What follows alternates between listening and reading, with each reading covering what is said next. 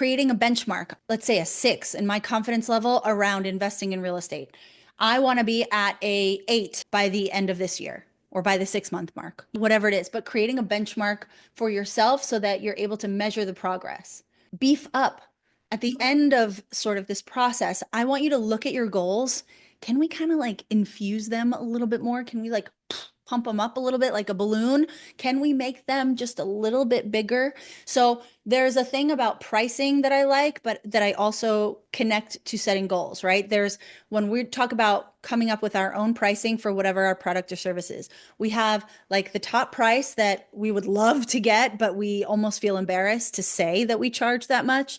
Then there's the low rate, which would be like the minimum that we would take. And then there's a rate in the middle that is probably where we should be. It's somewhere where... Welcome to the Audacious Founder Podcast. I'm your host, Melissa Manning. This show is for the person who knows they're built for more. Welcome to your next level. Welcome to the Audacious Founder Podcast. My name is Melissa Manning. I am your host, an audacious founder, and your expert on all things entrepreneurship.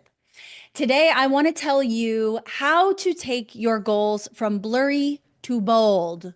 Okay, I still do this. I think it's something that we all need to kind of remind ourselves. I feel like sometimes we get a little tired of the vision board workshops or writing down our goals or looking back at our goals or whatever it is, like goals. It's becoming very kind of cheesy and just like redundant, right? But I really do believe that the more effort you put into clarifying, making more specific your goals, and making them more meaningful to you, because a lot of times we might set goals and they're maybe not worded in a way that really makes it feel meaningful to us, in which case we lose motivation around it. We're like, yeah, well, I'll get to that tomorrow, because we're forgetting the reasons why we wanted to do that in the first place, why we wanted that thing in the first place. We're forgetting how it's going to change our lives. We're forgetting how it's going to change our kids' lives, right? So I have created the 7 B's for turning your goals from blurry to bold. And this is just kind of a sequence that you can remember when you are making this list of goals, when you're editing it, when you are doing a vision board workshop, right? Like you can go through this process so that what was just kind of like a meaningless phrase or a meaningless number now becomes, it's more beefed up.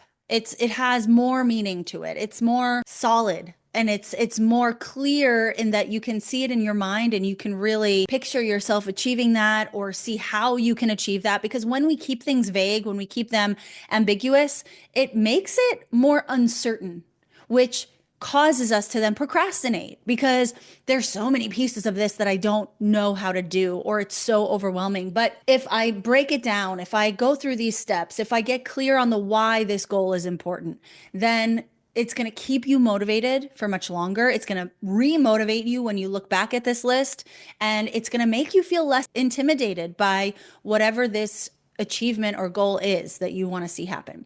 So the 7 B's of goals being bold, okay? Brainstorm. The first one is thinking about what you achieved last year and then thinking about all the things that you want to see happen this year. But do not censor yourself, okay? Let's get crazy with it, all right?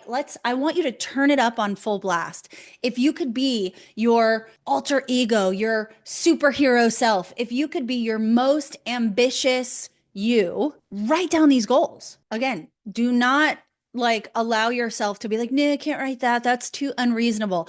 I was making a bingo card vision board, I guess, with a couple friends on New Year's Eve. And I found myself not writing things down because they were too big or it was too unrealistic that would happen this year, 2025. Don't do that.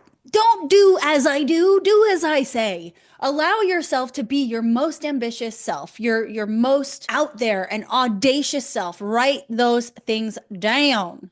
Okay, number 2, boost the meaning.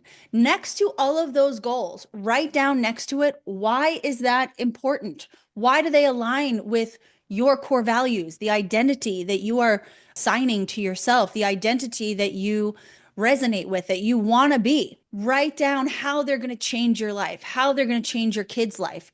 Write down the meaning next to all of these goals, please. And thank you. Number two, or actually, the reason that you want to do this, like I said earlier, is because this boosts motivation. This makes the goals, this reminds you why this is important. It's not just a couple of words on a paper anymore. This is a visual that you're creating for yourself. This is something that you can, like Joe Dispenza says, you can envision this in your mind. You can envision yourself already in that. You can envision your child living that life on that vacation, on that boat, your child's child in that house, whatever it is. Okay. You can envision it because you have all the details that complete the picture for yourself, which keeps you motivated. Now, we're going to break it down. Because one of the things that I see with clients is like, maybe they'll say their goal will be this big thing, but then they're intimidated by it, right? Because how the hell am I going to pass down 7 properties to my children, right? That sounds crazy. So we're going to break it down. I have something that I call the milestone map, Melissa's milestone map to be exact. And we start with these big audacious goals. Then we break them down into a minor milestone. And then we break them down even smaller into a micro milestone. So that's what I want you to do. You've got your major milestones there, right? Now we're going to break them down into smaller ones. Deconstruct. I really like that word. Deconstruct each goal into a smaller, manageable component or milestone. Melissa's milestone map. Major milestones, minor milestones, micro milestones.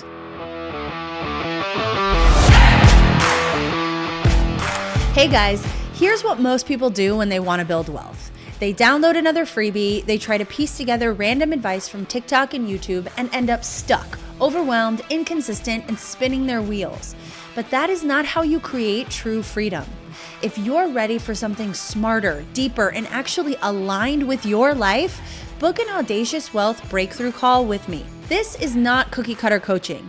This is where we look at your gifts, your vision, and your numbers. And we build a bold, personalized blueprint to help you turn your income into impact, your time into freedom, and your ideas into legacy.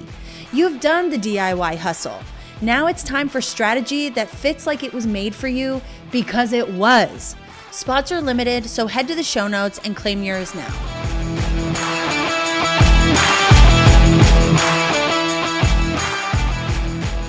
Next one, be specific. We want to be using SMART goals. Be specific, right? A lot of times my clients, I'll ask them for their goals and what they say is, again, very high level, right? They're like, I want to make more money this year, right? I want to invest this year. I want to buy a car this year. I want to start a business this year, right? Very vague, could be any number of a million different things, right?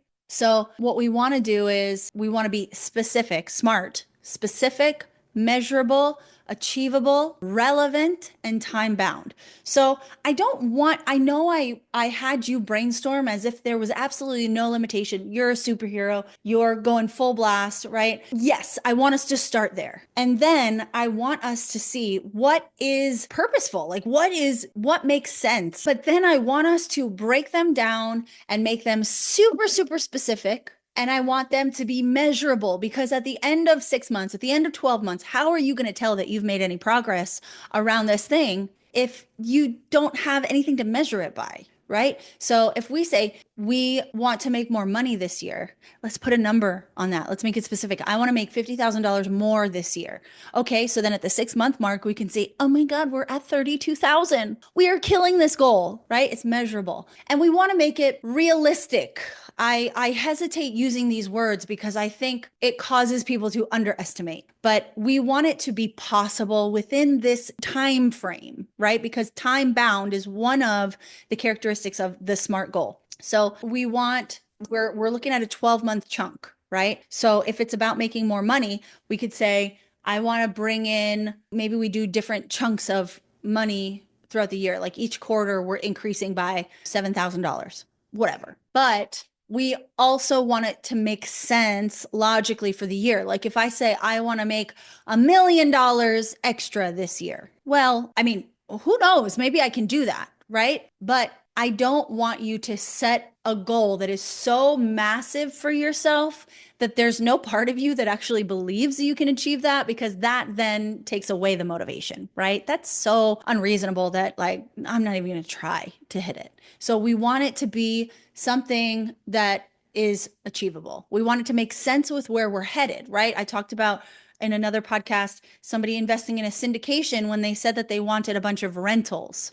You're investing in property, but there's different characteristics to these investments. And does that align with your goals? Because it doesn't give you generational wealth, right? So making sure they're relevant for where you want to be going, and then time bound. We want a deadline. If we said we want to buy 7 properties this year, okay, that means first quarter, we need to buy 1 and starting on the process of number 2. Second quarter, we need to be closing on that second property and closing on the third property, right? We want to have these deadlines for ourselves. Okay, benchmark. Right. This is kind of going back to the SMART goal where we want to have something to measure it by. So if it's a feeling, yes, those are a little harder to measure, right? Like sometimes a goal could be more confident around X, Y, and Z. I would then try to find a way to measure that, creating a benchmark, maybe a scale of 1 to 10, right? That's a great way to measure a feeling. So creating a benchmark, let's say a 6 in my confidence level around investing in real estate. I want to be at a 8 by the end of this year or by the 6-month mark, whatever it is, but creating a benchmark for yourself so that you're able to measure the progress.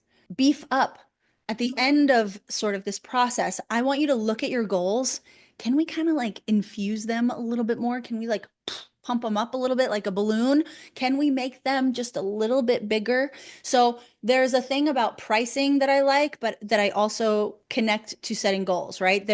When we talk about coming up with our own pricing for whatever our product or service is, we have like the top price that we would love to get, but we almost feel embarrassed to say that we charge that much.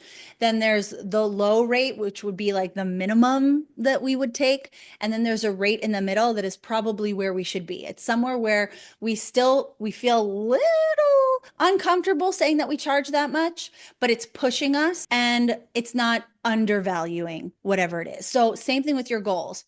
I want your goals to be a little bit challenging, but not ridiculous. I want them to be achievable within this time frame, but there's a very good chance that you are underestimating what is achievable, what you're capable of. And so I want to push that. So I want you to just beef this up a little bit. Let's fatten it up a little bit, okay? All of your goals. And then I want you to boldly commit. I want you to declare from the rooftops that these are your goals and you are going to get them done within the allotted time frame, whether that's 6 months, 12 months, whatever. You are going to get these things done. I want you to tell your best friend. I want you to tell your mom. I want you to tell your coach. I want you to tell your dog. I want you to tell everybody, because you need to make this commitment and you need to be held accountable for it. Okay? So brainstorm, boost the meaning, break down, be specific, benchmark, beef it up, and boldly commit. Okay, so that is how we take our goals from blurry to bold for 2025. Thank you so much for listening, and I will see you next time. Well, that's a wrap on today's episode of the Audacious Founder Podcast, Being Bold in Business. If this sparked something in you, if it made you think bigger, dream louder, or take one bold step forward, then don't let it stop here. The real transformation, that happens off the feed. Head to the show notes and drop your name on our email list, because our community gets the unfiltered tools, strategies, and stories that I don't share anywhere else. Audacious moves only. I'll see you in your inbox.